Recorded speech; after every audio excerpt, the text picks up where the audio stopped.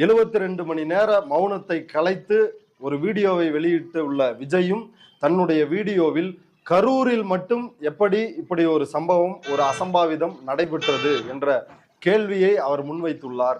அவர் மட்டுமின்றி ரெட்பிக்ஸ் ஃபெலிக்ஸ், சவுக்கு சங்கர், உளவியல் நிபுணர் டாக்டர் ஷாலினி உள்ளிட்ட பல்வேறு தரப்பினர் பல்வேறு குற்றச்சாட்டுகளை வைக்கிறாங்க.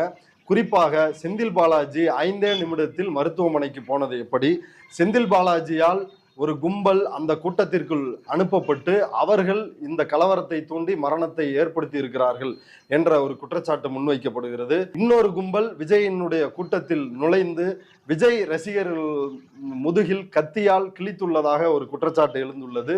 துண்டை வைத்து விஜய் ரசிகர்களுடைய கழுத்தை நெரித்து கொன்றதாக ஒரு குற்றச்சாட்டு வந்துள்ளது.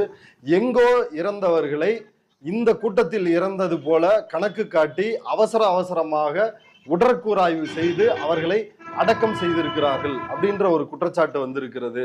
உடனடியாக சிஎம்க்கு எப்படி இந்த தகவல் கிடைச்சது, சிஎம் எப்படி எல்லா அமைச்சர்களையும் அங்க போக சொன்னாரு, இவ்வளவு அரேஞ்ச்மெண்ட் இவ்வளவு ஃபாஸ்டா எப்படி இதெல்லாம் நடக்குது, இப்ப இதுக்கு பின்னாடியே ஒரு சதி இருக்கிறது அப்படின்னு இப்படி பல்வேறு குற்றச்சாட்டுகள் தொடர்ச்சியாக முன்வைக்கப்பட்டு வருகிறது. இதன் பின்னணியில் சதி இருக்கிறதா இல்லையா என்பது குறித்து நம்மிடையே விவாதிப்பதற்காக இடதுசாரி செயல்பாட்டாளர் தோழர் மருதையன் அவர்கள் இணைந்துள்ளார். வாருங்கள், அவரோடு பேசலாம்.